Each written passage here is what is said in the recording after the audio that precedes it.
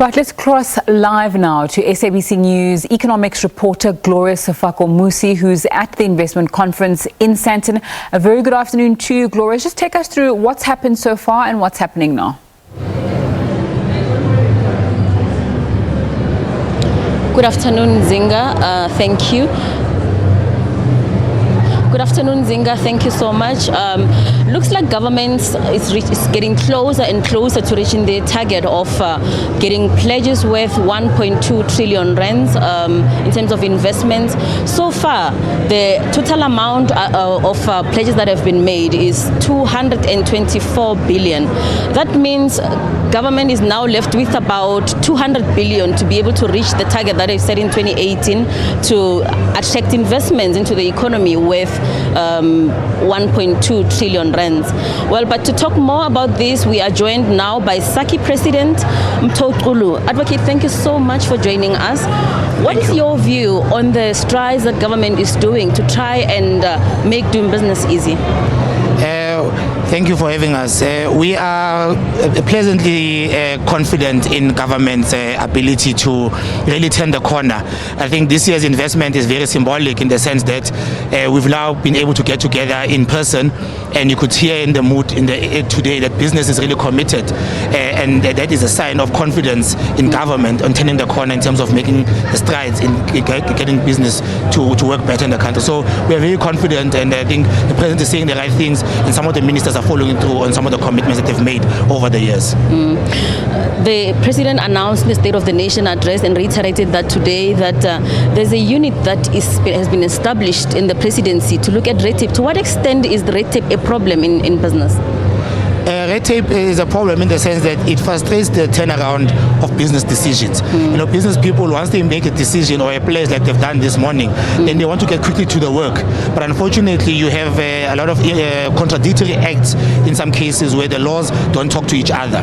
So even though you want to make a commitment to certain sectors, you find that different departments at different levels of government have different rules. And in that, it slows down the pace of commitment, because our biggest problem in the country is that we need to close the gap between the ideas and the implementation. And that gap is widened by this red tape.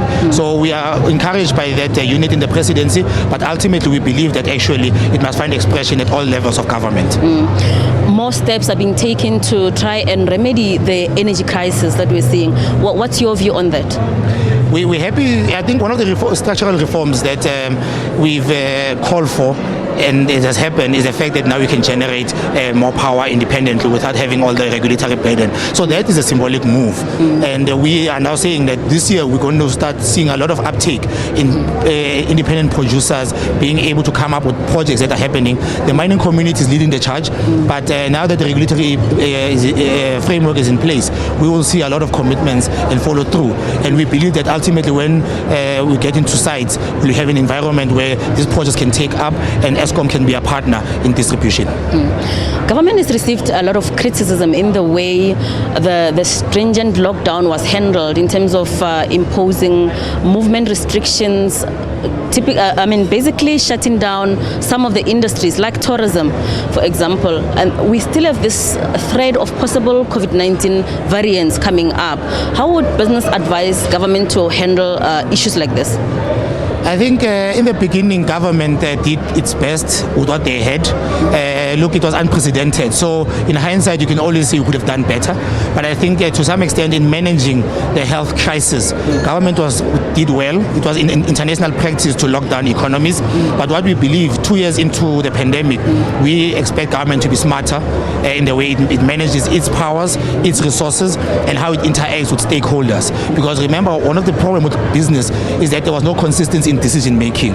You know, you'd had different levels being applied, and there was no science behind it at most of the times. So what we are hoping for is that for what we've learned over the 2 years, now we must live with the pandemic in a way that business is consulted more thoroughly, and we are able to preempt some of these decisions, and we're not taken by surprise at every family meeting. Advocate Mtho Xulu, thank you so much for joining us. Well, Nzinga, it's back to you. That was Advocate Mtho Xulu. He is the SACCI President, taking us through just what the business views on what government is trying to do to try and make doing business in South Africa easy. It's back to you in studio. Gloria.